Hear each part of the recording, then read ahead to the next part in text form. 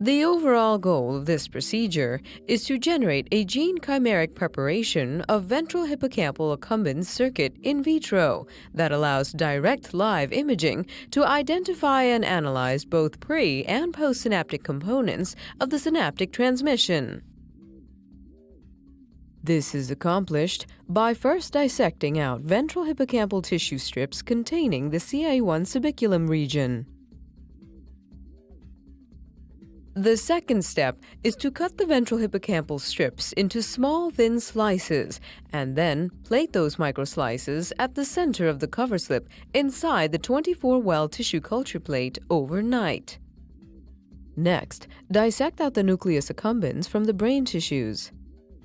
The final step is to dissociate the nucleus accumbens strips into dispersed neurons with trypsin and add the nucleus accumbens neurons to the cover slip plated with ventral hippocampal explants and incubate for 5 to 7 days.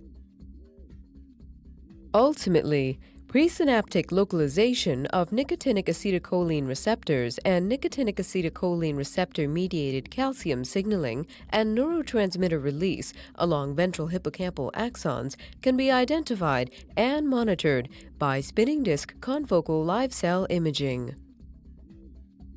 The main advantage of this technique is that its microslices dissociate neuron co-culture preparation allows easy recognition of the presynaptic axons and postsynaptic targets in vitro.